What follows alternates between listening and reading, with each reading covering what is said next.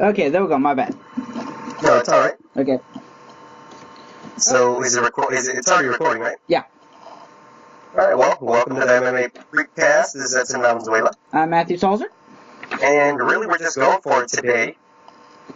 I know you were doing research. What have you been looking at? There's one piece of news I know that's on the top of my mind, but I'll let you sort of break it. If it's the piece of news that we're mutually talked about, it's that Cyborg is finally making it into the UFC.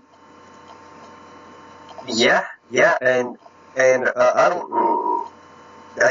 As far as the research that I've done so far, what is confirmed is it's a catchweight bout, right? She's not really going into any specific division yet. Right, 140, which was the original talks a while back, but yeah, so. You know, what is this? What do you think this means? What does this mean for the UFC? What does it mean for the women's division? What does it mean for Cyborg? Well, of course, it obviously finally means that we get to see her in the in the UFC. There's clearly no real implications on what's going to happen, but you know, one of the schools of thought behind it is that her, you know, both Miesha Tate and Holly Holm expressed interest in fighting Miss Justino at catchweight bout. They said they were interested in it, whereas when Ronda was champion, you know, she was saying, no way, you gotta come down to my weight. So with this, there's the possibility of that kind of a fight taking place. So that's the clear implications there. We have no idea who Tate's first opponent is going to be. The rumor mill was that it was going to be Ronda. Ronda was, according to Dana White, Ronda was rather motivated to start training when she heard that Miesha had sort of offered. Yeah. Or accepted. No. When Ronda heard that Miesha was champion, supposedly according to Dana White, then she was, I guess she was interested in getting back into the gym. Well, we discussed that last week, where it was almost, you know, it came across as almost, I don't know if cowardly is the right word, but it came across as sort of brash that she would sort of wait to see who won that fight between her and Holm, and then, you know, sort of be motivated by the fact that it wasn't Holm. It's like almost like she was afraid of Holly Holm. That's possible, and it's very possible that, yeah, she may not want to ever face Holly Holm again, and I'd imagine if she does become champion again, she's probably going to do everything to dance around the possibility of that kind of a rematch, even if Holly were to beat every single possible contender. But, and of course we are talking about, Dana White politics here, and Dana White does like to favor other fighters, and but you know, he also knows that the public wants certain matchups, and if supposedly Ronda were to become champion again, obviously an immediate rematch with Miesha, unless there was something controversial that happened, wouldn't be viable, because they would have already done a trilogy, and what would it prove to have Ronda and Miesha fight 3 times, or a fourth time after they fought 3 times, and Ronda the same result every time. Yeah, so it's just a matter of. But obviously with Cyborg, and I think Ronda would probably be a little bit more obligated to maybe consider that catchweight, considering that the other 2 champions were a little bit more open to the idea. So. Yeah. I feel as though it's nice to see there are going to be some of the ladies that are willing to rise to the occasion and take on the challenge. And really, Dana had no other options. Cyborg is not getting any younger, and in terms of marketability, I feel as though that was only going to continue to diminish as time passed, and so the iron was hot a long time ago. and he struck. He's barely sort of pulling the trigger now, and so it's this feeling of, well, we know we're probably not going to get a lot of super fights out of this, and we're maybe not even going to utilize her to be sort of the champion of any division, or at least, it might be a complicated situation where she's never going to maybe make it down to 135, and they create one other belt, but then they're further bloating what is already sort of a couple of thin women's divisions, Well, my understanding is she actually made a practice cut down to 135, but it was extremely difficult, is my understanding. So, and that's a reality of the situation, and it's not because Cyborg is not willing to do it. It's not because Cyborg is lazy. It's really just going to come down to... It's a matter of body type. She just has a very large body type. Now, whether she, whether that's partially because of the fact that at one point she did take steroids, my understanding is she's just always been a very muscular woman. Yes. But the fact of the matter is, yeah, she's got a very huge... She's just got that kind of a large body type. I mean, she was, when Adam... we both know at Invicta, she was not that much shorter than you. And she dwarfed me, and I'm 5'4". So, actually, no, she doesn't really dwarf me, but she could probably whoop my rear end. But the fact of the matter is, yeah, she's just a big muscular woman. So that kind of goes in there, and. Hello, Matt. We had a little bit of interruption there. Our apologies. You'll be able to sort of piece it together, right? Yeah. Right. She's a tall girl. Yeah, she's tall, she's muscular, and yeah, so that's there's that whole thing behind there. So. And so, see it. Like I mentioned, do you really see them creating an entire other division for her? Possibly. It maybe allow some of the girls that are kind of heavier at bantamweight to maybe jump up there. It might be a possibility, though. It's like, who do you sign, considering that Bellator's trying to get traction on their featherweight division, hasn't really developed much. They have Marlos Conan, Julia Button, maybe a few others, but I think I think one of the reasons why, as of late, the women's featherweight division in Invicta has kind of been thin is because Bellator is trying to pick those women up, even though they haven't gotten a lot of traction on it. On average, those girls are fighting maybe once a year, but it's just one of those things where it's kind of like, who do you pick up? There just are not a lot of women in Invicta anymore. There's not a lot, and those who have kind of already been in the UFC. I think Jessamine Duke, she's kind of big as a bantamweight, but she's no longer in the UFC. And there's a few other women I could name off, but the fact of the matter is, it's a pretty thin. It would be a pretty thin division right now, and honestly, as it is, even with Ronda, when Ronda was the face of the division, you and I would still occasionally touch on the fact that in terms of competitiveness, because the division's so young, really it's difficult to put together a lot of really good fights, and that's what that's sort of an angle that I've thought. With the women's bantamweight division, I think there's a lot more depth in the women's bantamweight division. And it's also true, I think, with the women's strawweight division. Maybe it's just the fact that I've been observing these divisions a lot longer, and I just see the viability of these contenders because I've just seen it longer. But I do believe there's depth in both of those divisions in particular. Now, in terms of the featherweight division.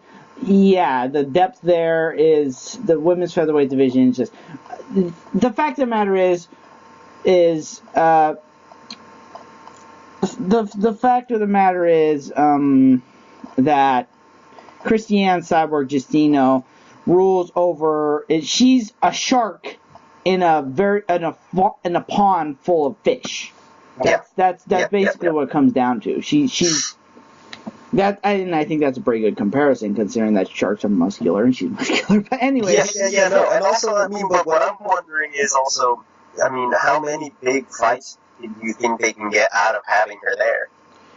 Well, in terms of maybe, continuing to put together maybe what would be considered super fights in the UFC and seeing if maybe she could get down to bantamweight safely, I think there's a few.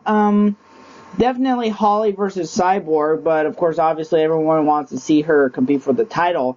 And I almost, even though Misha was able to beat Holly, I'm almost scared to see what would happen, considering how just badly we've seen her maul some fighters in the past. I'm almost kind of afraid for Misha to see a Cyborg versus Misha fight, because she's a good grappler, but you're dealing with a woman who's just larger than anyone else she's dealt with before. I mean, she fought Holly, and Holly is the same height as Cyborg, but I don't think Holly's anywhere near as muscular. I mean, you look at the two, she isn't as muscular.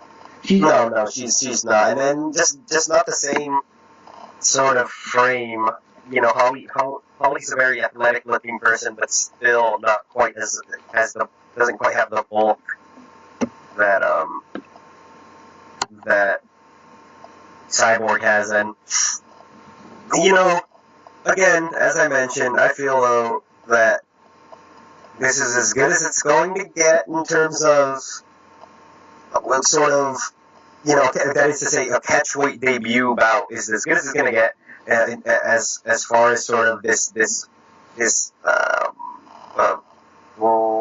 don't know, like surprise signing, Well, technically she's already been signed. It's just a matter of hammering out the details and stuff like that, because she's been under contract with the UFC through her Strikeforce contract. Her time in Invicta was just a matter of just getting her fights until they could find a way to actually make her debut happen, which is what happened.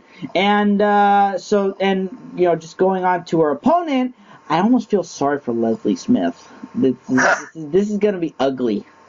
It's just, I'm looking at that and I'm thinking, oh my gosh, I'm so sorry for your woman. It's like, I hope you've got a good game plan. I hope you survive. But it's very possible that, like all of Justino's last opponents, it's just possible that we could just see a mauling, and it's going to be ugly, and the Brazilian fans are just going to cheer. Yeah, which is sort of I mean that's the situation that we're in. That is sort of, it's not uncommon. It's not the first time that when Krokop came over, he had to fight Eddie Sanchez, and we didn't. I had no clue who Eddie Sanchez was, up until that point. And so, kind of throwing someone to the wolves is not something that's uncommon. But really, I mean, after her debut, I really hope they're able to put something together of a little bit more substance. And also, I mean, I would rather fights, even if it's hard for her, I would rather the fights take place at 135. As it's sort of the legitimate division in the UFC. Well, yeah, that's certainly true. So, there goes a saying in mostly wrestling, because that's the weight cutting sport, but it's a little bit more applicable in MMA as well. Is that the first weight cut is always the hardest. So, she made that practice weight cut. She could maybe try, a second practice weight cut after this, and also, just getting down to 140. That'll be a step in that direction as well. So, and there's been talk about the fact that if Cyborg were to cut down to 135, she'd maybe have to consider something like losing muscle or something like that, and but. Conor McGregor makes arguably a similar cut. And even though women do have a lot of muscle, or even though women have less muscle, which equals to less water weight you can cut, let's face it, Cyborg Justino is an exception to this rule. So it's possible that we could actually see maybe we could actually, she could look. I know what I meant. Oh no, I'm talking about a different. No, it's all right. I'm talking about a different context. No, you're all right. You're thinking it's more likely than it seems that she'll be able to hopefully get down to 135 and make it together just some parts of that. If she was actually able to make a practice cut, and obviously she's walking around, she's alive, then it's possible. So yes. Obviously it'd be difficult, but it wouldn't be impossible. And like we said, Conor McGregor, cuts a significant amount of weight as well. So, I've heard that he cuts upwards of 40 pounds or something like that. That's similar to what Cyborg would be cutting. And, so I...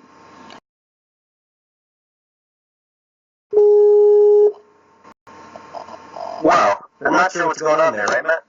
Yeah, okay, back to the discussion. So, like I was saying, a weight cut to bantamweight for Cyborg is doable. But it would, granted, it would be difficult, but she, she has to basically do what Conor's doing. She has to basically, make weight cutting a science in order to actually get down there. That's what she's got to do. So, but what I wonder though, Matt, is how much.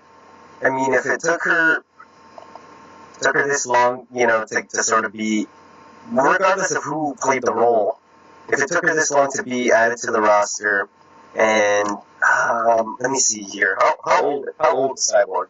Let's see, Miss Justino is 30. Oh, which is actually, that's actually a little younger than I expected it to be. But, you'd think that it would be older considering how long she's been in the game, but, she's... The next point I was going to make was... She's 30. Let's see, she first fought 11 years ago, so, she was not even 20 when she had her first MMA fight. And so, but you also wonder... Or she was about 20. She's had 17 fights in her career. She's been at it for a while. I don't know that she's been in a lot of wars, but really, I mean, how much? No, she's not been in a lot of wars. She's got. You look at her matches. She's got very few decisions. She just goes out there and smashes her opponents because she's just larger than them all. Yeah. And so I wonder. And I hope that she'll be able to find sort of the motivation, the drive to really rise to the top, and also be disciplined enough to be able to make matches. I mean, this is a catchweight bout. It was probably, and I don't want to say on short notice, but it was probably sort of this deal that was hammered out, like you said. And so they find themselves now in a spot where it's like, hey, you know what? Let's just go ahead and get you on the UFC card. We'll make it catchweight, and then we'll worry about getting you sort of set up with a legitimate division after the fact. That is true, considering that, when we talked to her at Invicta, she was saying, I'm going to take a vacation, I'm going to come back and fight in July. This is a little bit earlier than that. Yes, this is in May. Yeah, this is in May. But it's still enough time to be able to, do a full fight camp and stuff like that, because it's still March. It's still March. It's on May 14th. That's like 6 weeks of a fight camp. That's usually about ideal. So she gets to do that, and then of course it's in her native Brazil, so she just has to stay home. Or I don't know. I think she actually trains in. She trains out here. Yeah, she trains in San Diego. But the point is, it's her home, and that was also another reason why she was. I was about to say that's another reason why they're trying to get her on this card, because this is in Brazil. and this is one of those times when they're just stacking the fight. They're just stacking it with a lot of local Brazilians. Brazilian icons. The heavyweight match between where Doom and Miocic is on there, Ronaldo, Jacare Souza, and Belfort are on there. This is where Anderson Silva's fighting Uriah Hall in what could arguably be considered a passing of the torch. Shogun versus Corey Anderson. There's a lot of guys on there, and obviously we'll go over a little bit more in depth as we get closer. But so it's pretty clear here that they're trying to capitalize on the fact that this is Brazil, this is her hometown. I hope she makes it on the pay-per-view card. I really do. But, I can't. I mean, given the nature of the card and it having a lot of sort of name fighters on it, I still don't see how they don't push her up significantly and have her featured, at minimum as like the opening bout. Exactly. You would want they'd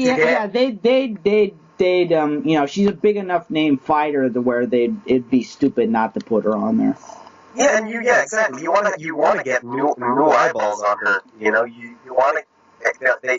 They're gonna have. I highly doubt they wouldn't include her in the pay-per-view because you already know they're going to have a promo package ready showing several of her knockouts and sort of billing her as this new women's division. For those that haven't really followed her career before the UFC, this new elite fighter in the women's mixed martial arts division for the UFC. So, it's this is one other thing in a long line of sort of smart decisions that the UFC's been making in the last couple of months in terms of how they've been setting up their cards and how they've been salvaging some cards, going sort of the extra mile to try and please fans and really to really round out their roster in a way where they can always have competitive matches going on in all divisions, right? Yeah, that is correct. Mm-hmm. So, you think that the fight? I mean, what has Leslie Smith done? Well, she's had some fights here and there with. I'd like to say, let's see, was she the? Yeah, she was. She fought for the Invicta flyweight championship against Barb Honchak, and then that was actually, ironically enough, even though she lost, that was actually her last fight before she got picked up by the UFC. She's had some bouts, fought some named fighters. She has a win over Raquel Pennington. She lost to Sarah Kaufman twice. She beat Jessamine Duke, lost to Jessica Ai. So she has some names. She won this kick down women's bantamweight championship, whatever that is. It looks like a local promotion, but so she's got a regional promotion fight. She's got some fight of the nights, and she just foreign Victor. Yeah, she's got some. She's basically got some wins. Is what she got. She's got wins there by decision. Her notable claim to fame is that she fights out of the Cesar Gracie camp. Yes, and she's been able to put some wins together, but really, she has a total of 15 matches, and she still does have 6 losses and a draw. So really, you could some people can sort of maybe see this as almost a sacrificial lamb for the newcomer. And again, it's nothing new to the sport. It's nothing. New to the sport. They've made tune-up matches for arriving fighters before, and so this is a little bit more of the same. And really, it's going to be a pretty awesome fight card in May. That card that's going to be taking place in Brazil, like you said, is very, very stacked up. It's got Shogun Rua on it. It's got Hakare on it. It's got Verdum on it, and now her. It's got Minotauro, Nogueira, Rogerio. So. Well, if there's anything that the UFC likes, it's to please the Brazilian fans. They definitely like to get the they definitely like to put on fights for the Brazilian fans. So yeah, they're passionate fan base. Whereas some other pay-per-views, obviously we've seen watered down pay-per-views, we've seen watered down fight nights that just don't seem to have the same viability that they used to. But they love their UFC loves the Brazilian fans. They treat the Brazilian fans well. Yes, they treat the Brazilian fans really well. They also try to do that with the Irish fans, but there's not as many Irish fighters as Brazilian fighters, just because I think it partially has to do with the culture. But it's not quite the MMA hotbed that Brazil is. Right, it's still a rising market. But anyways. Well, I mean, yeah, in terms of fighters, it's still a rising market, but in terms of fans, obviously the Irish are just as passionate as the Brazilians. So, yeah, it's gonna be a good fight card. It'll be good to see Cyborg on there. So, and we'll just see how that all progresses, and then of course that's one of those things where. You just go from there.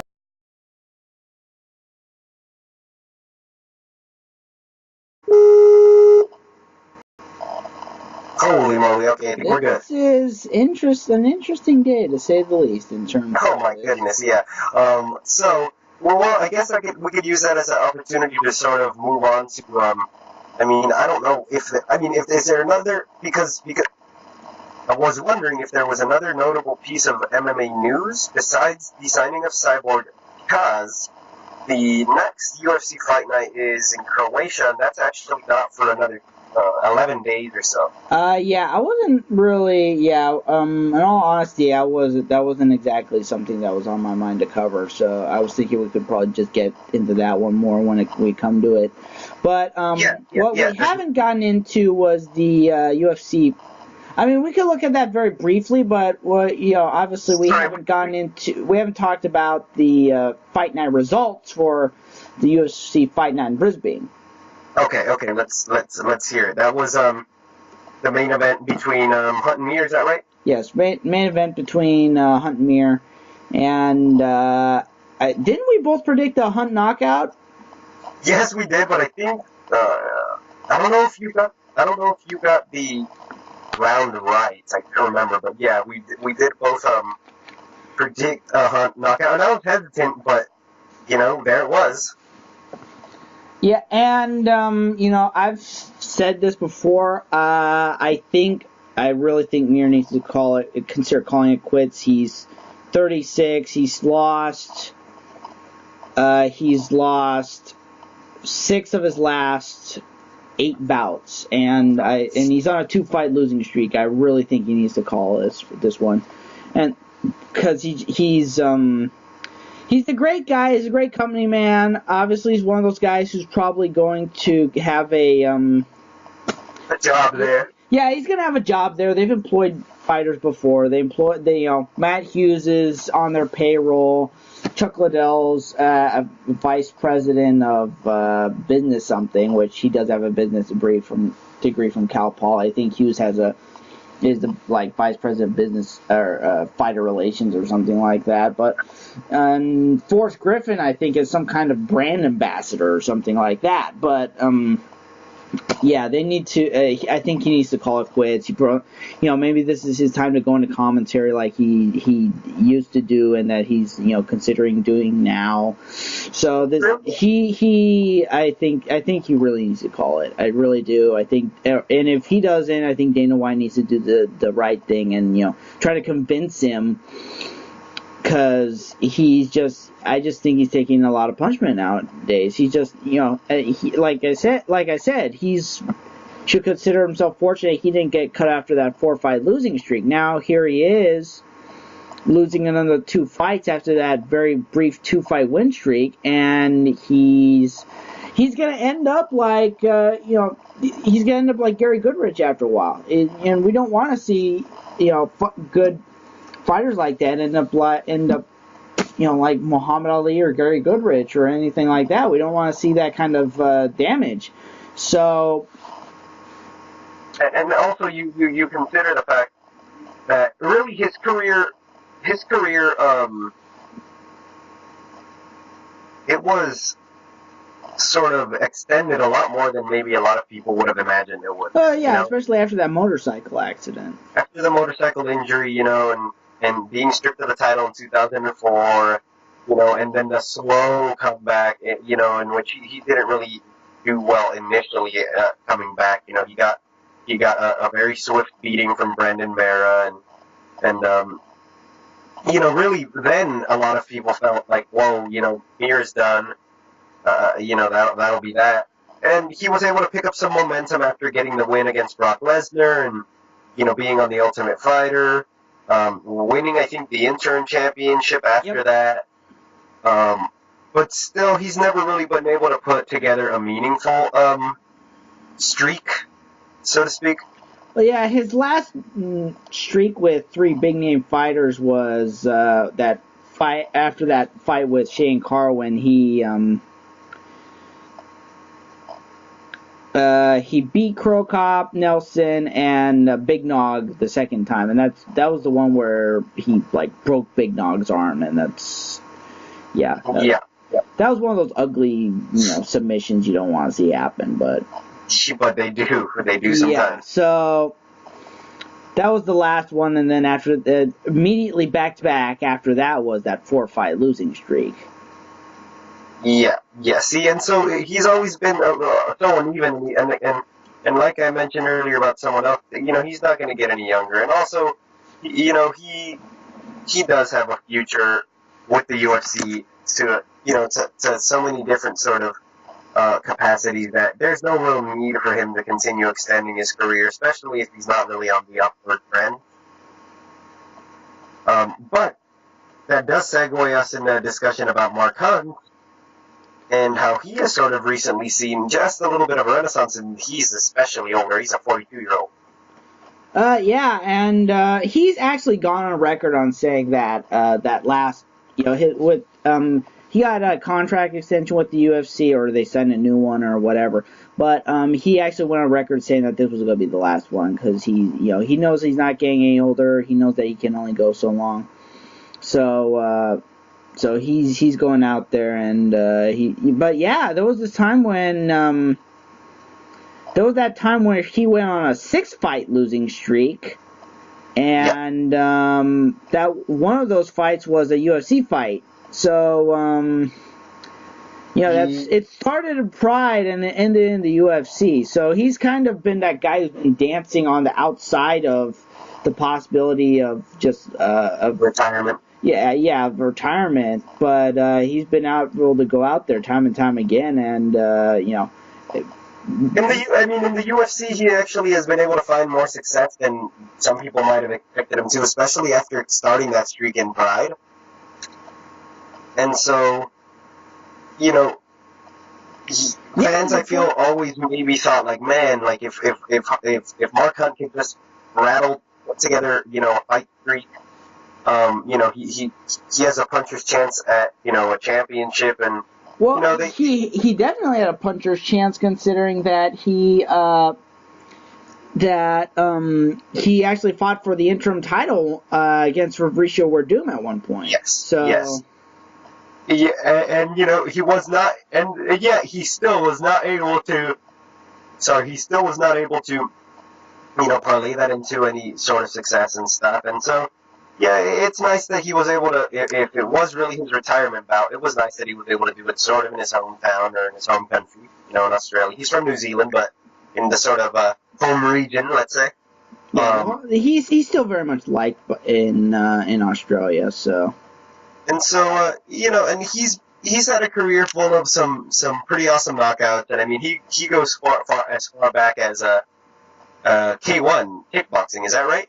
K1, and then he was a Pride star. Back when it wasn't uncommon for K1 fighters to dip into Pride. So do a little bit of crossover stuff. Yeah. So he'll be missed among the sort of the knowledgeable fight fans, and he's always been one of the more fun fighters to watch, and also just really unpredictable a lot of his fights, because what he's in there for. He's in there to knock somebody's head off, and so when he's able to accomplish it as he was against Frank Mir, it could be pretty explosive stuff. Yeah. Oh yeah. Oh yeah. I'm reading what the thing was. So so what happened was in 2014 he signed a fight contract with the organization, whereas originally he just wanted 3, but then the UFC wanted him for 8. So he said that they basically went with a compromise thanks to his wife talking to him. He said, "Okay, let's go with 3, and then I'm done." Okay. So let's see, that was in 2014. And then the fight with Roy Nelson was the first fight of that new. So theoretically, he's got one more fight. Oh, well, there you go. See, so this next one might be the last one, and maybe it'll be a farewell fight. Maybe put him up against another sort of veteran fighter, maybe someone else who's on their way as well. And, just something for the fans, and he might be able to eke out a knockout victory for old time's sake, just like he did against Mir. And, it's going to be... Yeah, it's one of those things where, you want to see a fighter go out on a high note, but, sometimes in the case like Mir, it's just you have to... You got to hang it up. Yeah, you just got to hang it up, so... so that's what happened with the US. Note for that fight night. I mean, I don't remember the undercard being especially stellar for that one. Maybe I'm being critical. Yeah, let's take a look at it. They had speaking of Leslie Smith, they had Leslie Smith on that card. Oh, okay, and she got a win on that one. Is that right? Yes, she did. So they had, it was one of those fight cards where they were trying to appeal to the local crowd. Jake Matthews, who won, he's an Australian. Hector Lombard, who even though he's a Cuban defector, I think I'd like to say Australia's kind of his home because he fought a lot in Australia. Okay. Dan Kelly's another one. James Tahuna's another one. Beck Rawlings, definitely. So, it was one of those times when they were trying to appeal to the local card. Richard Walsh, guys like that. They're trying to appeal to the locals, but no real big name guys of note out there. So, the only other notable fight that I could really think of that would really play into any kind of possible contendership is that Neil Magny beat Hector Lombard for the Lombard just coming off of his drug suspension. Yeah, absolutely. Lombard actually at one point being sort of a prospect in the welterweight. Yeah, at one point he was, and then supposedly if he'd if that was a legitimate if his win against Josh Berkman had been legitimate and he hadn't popped, then that would have. He pretty much would have been fighting for the title, but he tested positive, and then he got suspended. So like a fall from grace at this point. Yeah, it's a huge fall from grace, I would say. And then Magny, Magny's been one of those guys who I think is very underrated. He's got a lot of wins, and he's got some against losses, and he's got some against pretty notable guys. I'd argue that his win against Lombard is probably his most notable to date. Along with he also beat Kelvin Gastelum, beat Eric Silva, Silva's on the rise. And aside from a loss to Damian Maia last year, he's won every fight since 2014.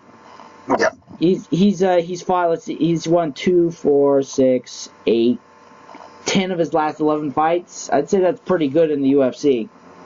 Yeah, that's pretty darn good. So, I mean, this is someone that they might start taking a look at in terms of, like, setting up those welterweight championship fights, Yeah, and he's pretty well-rounded, too. Some fights, some of those fights have been by decision, got some KO victories, got some submissions. So, I think I think after this they should really consider, maybe looking at, put him in a contenders match possibly, because One could argue that if Lombard had won this match, then it was possible that maybe they could look at getting him back into the contender circle, maybe within another win or two, possibly put him against up for the title.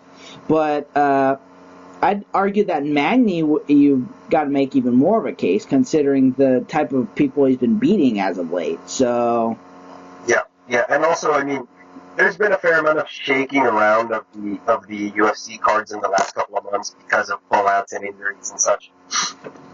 You really do never know when they'll sort of. I mean, Stipe Miocic has the title fight coming up with Verdum, and even that was sort of under funny circumstances. Is that right? And not to mention the abandoned Conor and Dos Anjos super fight as well. Yeah, and that as well. So, so what else do you got for us, Matt? We were able to sort of recap that fight, Matt. We talked about Cyborg at the top of the episode. Well, one thing we have until next week to touch on the following UFC Fight Night. So, what are you thinking? Well, well, there's some other piece of news I'd like to talk about. Let's hear it. So this was a while back, but of course we've been off for a while just because, we both have busy, I've had a busy life as of late. I mean, it's going to go back down a little bit more next week, but, I'm still kind of in some busy goings on. So Matt Mitrione, whose contract recently ended with the UFC, actually signed with Bellator. Oh, another one jumped ship. Yep, another one jumped ship. And the thing is, he's been in the UFC pretty much his whole career. He's one of those rare guys who only had fights in the UFC.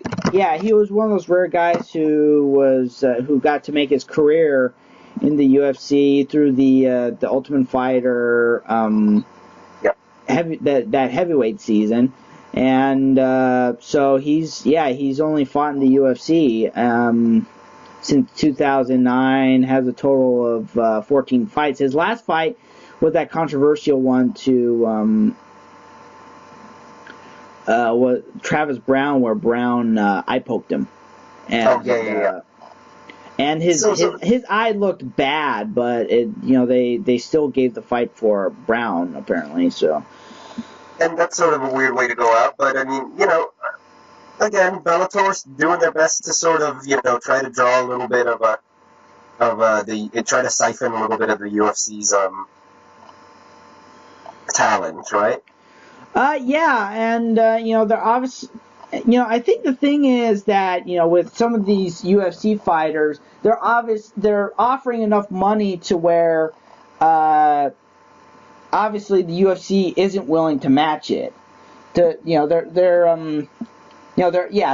offering money to these UFC fighters who are maybe lower mid card guys, and who could maybe headline. But this is proven to be their strategy, though. They said, they're really one could view it as they're overpaying for certain fighters, but also really they're showing the UFC that they have means of competing with them somehow. Yeah, and of course they're backed by Viacom, so yeah, they're backed. Yeah. They're backed by Viacom. They're run by Scott Coker, and they're saying money, come and get it. And then they're picking up certain guys, and they're basically telling the UFC, hey, we can we could compete with you to a certain level. And I'm sure that whenever something like that happens, Dana White's kind of like, oh. Well, it's. I don't think it's making him sweat, but it's definitely making him uncomfortable whenever something like this happens. It has to be a thorn in his side, right? I mean, it's really it's influence. They show him that they have influence, right? That the UFC isn't going to be the end all be all for some fighters. I mean, some fighters just want to be treated fairly and make a paycheck. Well, yeah, and also, they, like I said, they got a former UFC champion. They got Benson Henderson, who was a lightweight champion, going out on a win, no less. Yeah. So that's definitely going to be one of those things where they have to, really think about the fact that they're losing fighters to what was at one point a second-tier promotion. Probably still at that level, but if they're slowly siphoning these guys away, they at one point almost got Gilbert Melendez. Yeah. And Melendez was ranked 2-3 in the lightweight division at the time, and UFC was actually willing to match the contract at the time. Now, I haven't heard of too many other times where UFC has matched the contract as well. In fact, I don't think I have heard since then of the UFC matching a contract. But that was one of those times where they're saying, we have enough money that sounds reasonable. Let's keep this guy because we don't want him going to Bellator. But it's a catch-22 for the UFC as well because, I mean, I'm sure Bellator in offering the amount of money that they offer, they understand that, hey, even if we don't get this fighter, we're going to force the UFC to pay a premium price for this person when they might not have before, We're going to force them to use resources that they might not have expected to have to use, That is probably part of that strategy. Yeah, they did have to, match the contract for Gilbert. Yeah. So, yeah, so that is just, and of course they also signed Vanderlei.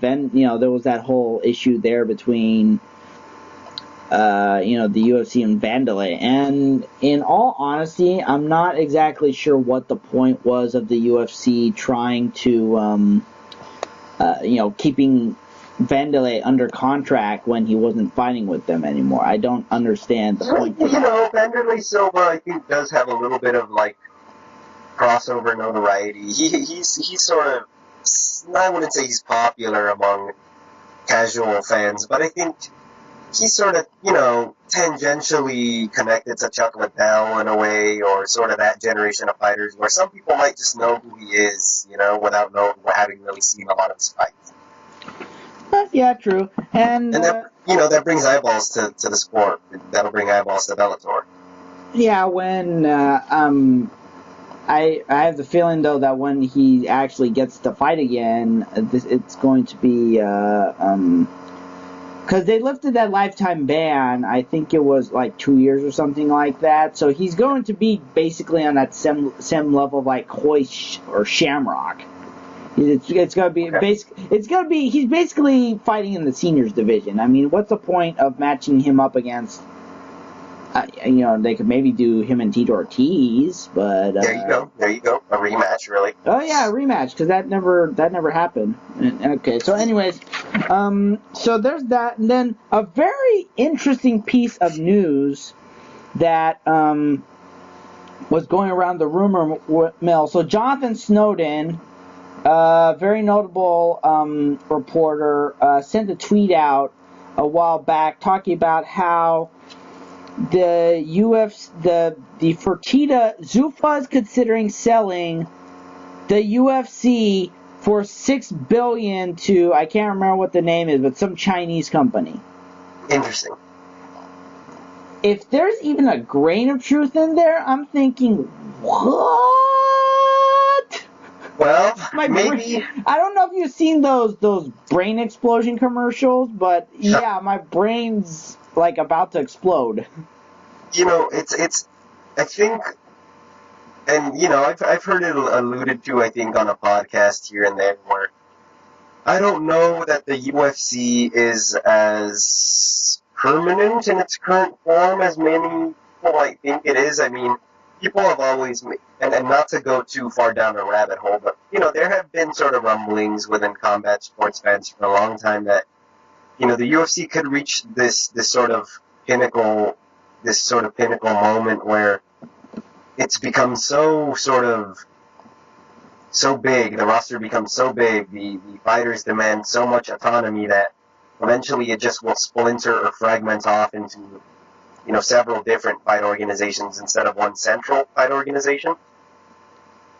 Uh-huh. And I mean, I just don't. I don't know what them being sold to a Chinese company would mean. I don't know if it would mean that they break it up. I don't know if it changes anything. I imagine that it would change quite a bit, but you never know if it would continue to just grow and exist in its current form. But really, you can't see that being the case without Dana White being involved. No, I can't see the UFC continuing on how it is now without Dana White being the man. Well, he is the minority. He is a minority owner, so if he would still have a stake. Yeah, that sale would have to include, keeping him in the loop. To some degree. One of the things that I was going to bring up is that, I don't know if Viacom has pretty deep pockets, and my thought was, I doubt they picked up Bellator for a huge amount, but maybe they could consider that type of money. I'm not exactly sure, but just something. I mean, there, and even then, as you said, and then I don't know what they would then do with Bellator. I have no idea, but if they want to, something to possibly throw around. And like I said, this is all assuming that there's even a grain of truth in this. So. Exactly. Yeah, it's interesting. It's very interesting because, originally the UFC said that originally Dana White and the Fertittas were adamant they weren't going to sell the UFC. That wasn't completely true. They sold part of it to that Emirate company. So, who now owns, I think, 10% of it or something like that. So they've shown that they're willing to do a little bit of wheeling and dealing with outside. A little bit of wheeling and dealing, and so yeah, that's just Okay, and that's speculation for now, and who knows what it spells out for the future. I mean, it could just be more of the same and all. It could be. This could be just one of those things on the rumor mill that just does not get through. I mean, I'm not saying that Jonathan Snowden isn't a good name in journalism. He definitely is, especially where MMA is concerned. But I'm just saying maybe his source, if he got this from a source, his source may not be. This may be something that was maybe considered and maybe not even followed.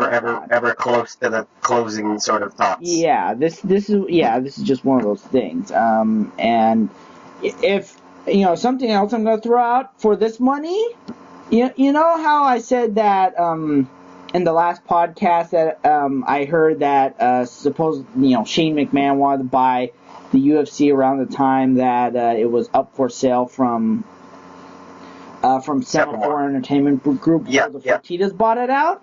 I was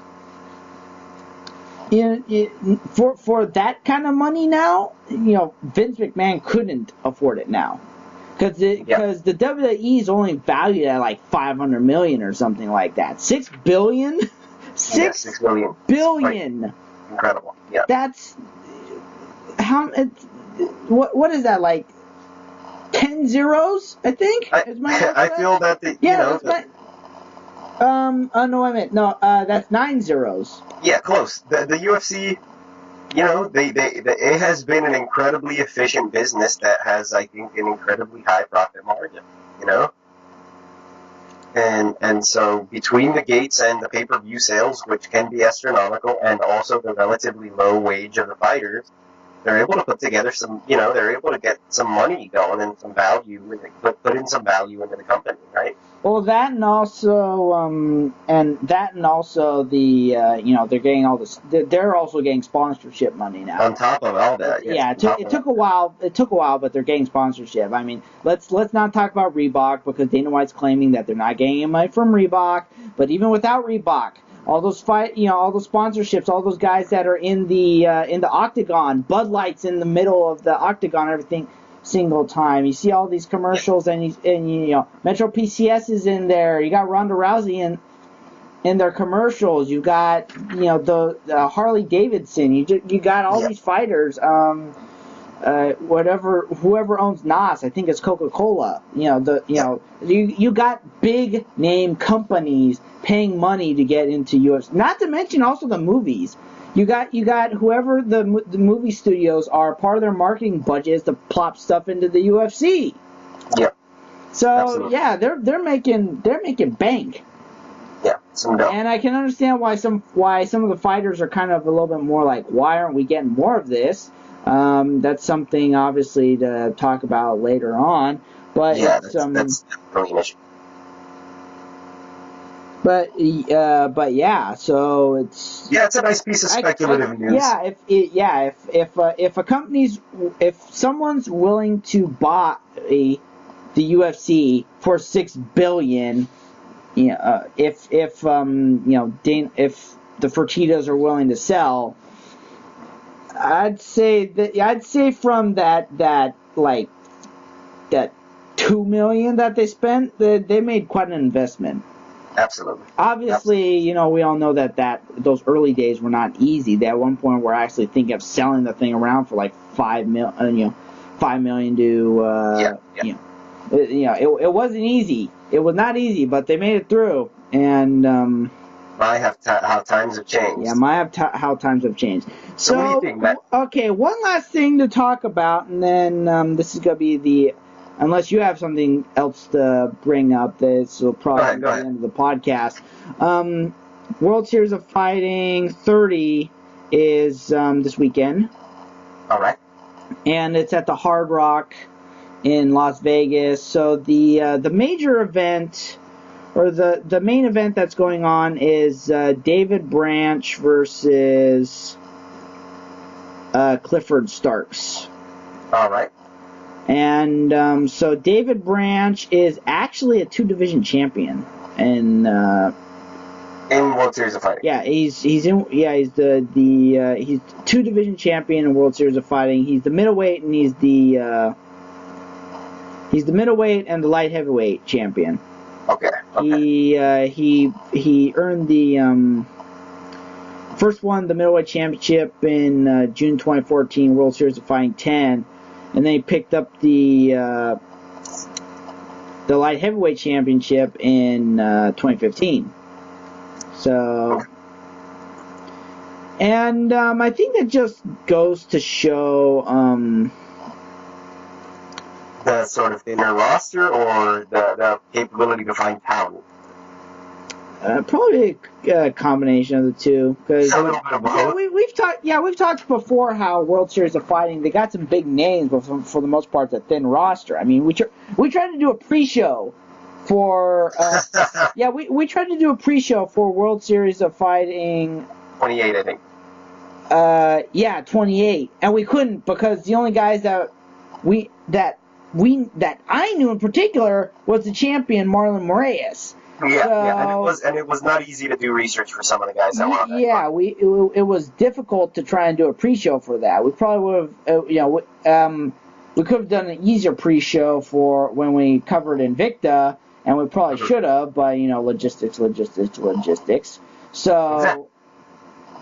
But yeah, so it's So we have that one coming up on Saturday. Yeah, we have that one coming up on Saturday. It's probably the major event going on between now and the UFC Fight Night that you mentioned. And even the Fight Nights that we've been mentioning have been sort of like smaller regional cards and stuff like that. So really, I mean, this is the sort of lull that you and I were almost, yearning for when we started doing the podcast and the UFC was doing sort of like 3 or 4 events a month, Yeah, 3 or 4 major events a month. Yeah, major events a month. And so now it's nice to sort of have a little bit of breathing room. I mean, I don't know that it's been great for the podcast. Every time we talk, it's a little bit less to talk about, but it makes the podcast where there is something to talk about all that much more special. Well, it also gave us some breathing room in that, we weren't able to do the podcast last week because of scheduling conflicts. So we were able to get caught up really easily.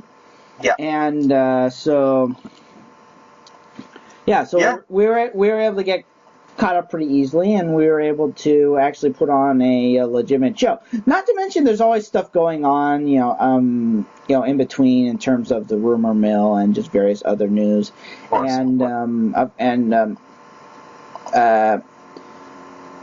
obviously Ted has some stuff to say and whatnot, so. Yeah, and so, I mean, I don't know, Matt, if you had anything else for today. I'm thinking we could maybe start wrapping here up. Yeah, I think that was it for today. I don't really have anything much else to go on. So, like I said, World Series of Fighting 30 is this weekend, and then next weekend is UFC Fight Night in Croatia. Yes, UFC Fight Night Rothwell versus Dos Santos, which that definitely has title implications there. Absolutely, and we'll be able to preview that one next week. Yes, we will make sure to more in depth. Yes, exactly. We'll make sure to get together then. And so I don't know, Matt. If you're all cool, I think you could sign us off if you want. Okay. So yes, I am at Matthew Salzer on Twitter. I am at Edson_V. And the Twitter handle is at MMA Freakouts. We are on Facebook, of course. MMA Freak, MMA-Freak.com is our website. Yes, indeed. And go on there, check us out, check out a couple of our articles and videos and stuff. And we got a few different things going on, not just the podcast. So yes, please check us out. Okay, so yeah, thank you very much. Until next week. Until next week. Goodbye.